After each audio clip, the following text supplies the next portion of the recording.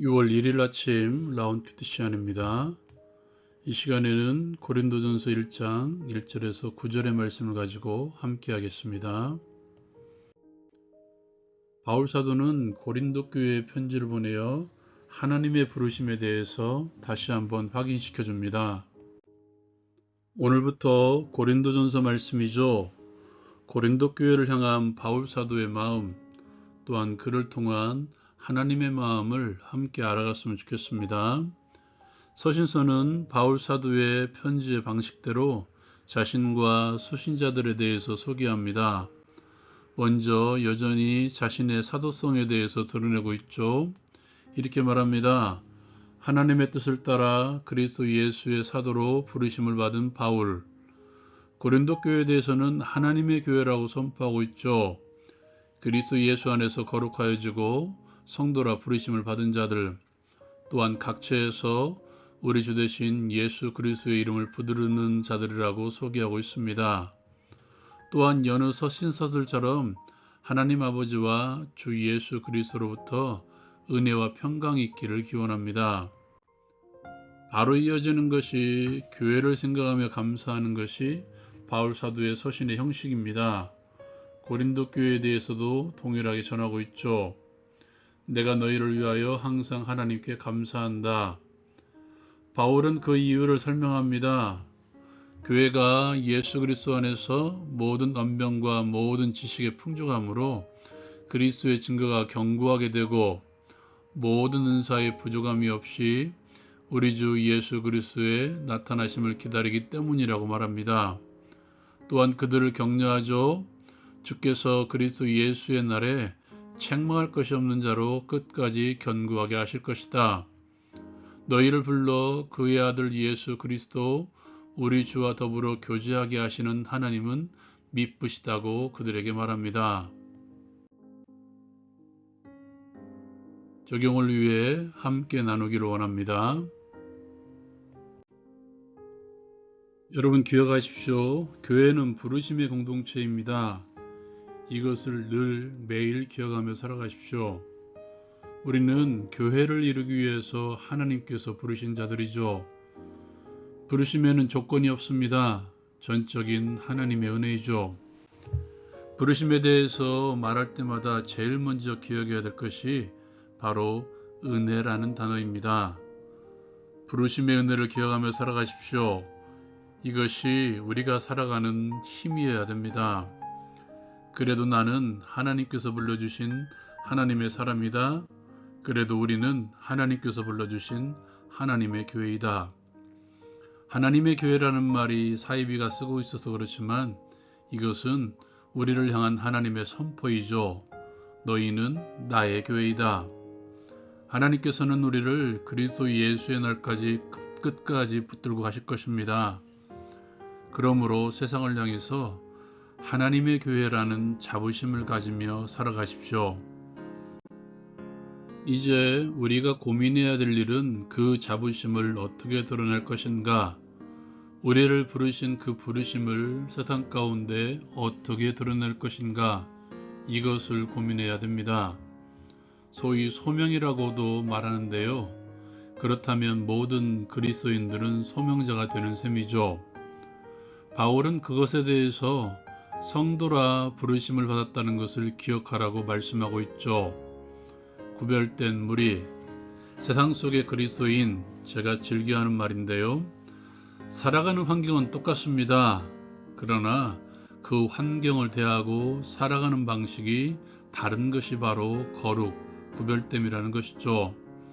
단순히 죄를 안 짓고 사는 것 이상의 거룩함, 구별됨입니다. 예수를 안 믿는 사람도 깨끗하게 살려고 노력하고 발버둥칩니다. 죄를 안 지으려고 하는 것은 어쩌면 기타 종교들이 더 강조하고 있죠. 그리스도인이 된다는 것은, 성도로 살아간다는 것은 그 이상이어야 됩니다. 산상수훈의 가르침을 보십시오. 하늘에 계신 아버지의 온전하심을 이루는 것, 예수님의 가르침의 핵심이죠. 하나님처럼 살아가는 것이 산상수훈이 주는 교훈입니다. 그렇게 살아가고 있습니까? 그렇게 살아가라고 우리를 부르셨습니다. 그래서 우리는 하나님의 교회입니다. 하나님의 교회는 또한 주의 이름만을 부르는 공동체이죠. 하나님께서 우리를 부르신 두 번째 이유인 것 같습니다. 오늘 바울은 말하죠. 우리의 주 되신 예수 그리스도의 이름을 부르는 모든 자들. 이것이 하나님의 교회의 정체성이며 하나님의 교회의 목적이죠. 예수의 주 되심을 선포하는 공동체. 예수의 주 되심을 선포한다는 것은 먼저 전적으로 주님만을 의뢰하는 것, 전적인 의탁입니다. 바울서의 고린도 교회를 향한 감사를 보면 예수 그리스도 안에서 모든 언변과 지식이 풍족하였으며 모든 은사에 부족함이 없었다라고 말씀하고 있죠. 은사라는 자체가 하나님의 선물임을 드러낸다는 것을 다 알고 계실 것입니다. 또한 그리스도 예수의 날에 책망할 것이 없는 자로 끝까지 견고하게 하실 것이라고 말씀하고 있죠. 하나님의 풍성함이 공동체에도 나 개인에게도 주어질 것이라는 확신, 또한 그리스도 예수의 날까지 우리를 견고하게 하실 것이라는 확신, 그 믿음으로 나의 삶을 주인 되신 하나님께 의탁하는 것, 나의 모든 삶의 주인으로 예수 그리스도임을 드러내는 것, 이것이 바로 전적인 의탁이죠. 나의 가는 길을 그가 아시나니 그가 나를 단련하신 후에는 내가 정금같이 나오리라. 욥의 고백이죠. 이 고백으로 살아가는 것이 바로 전적인 의탁입니다. 그리고 주님과 교제하며 살아가는 것이죠. 우리는 그리스도의 종들입니다. 이것은 분명한 사실이죠.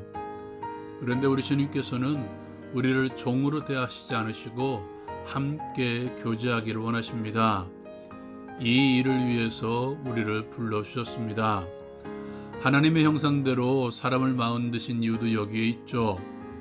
인격적인 교제를 나누시기 위해서 우리를 불러주셨다는 사실을 기억하십시오.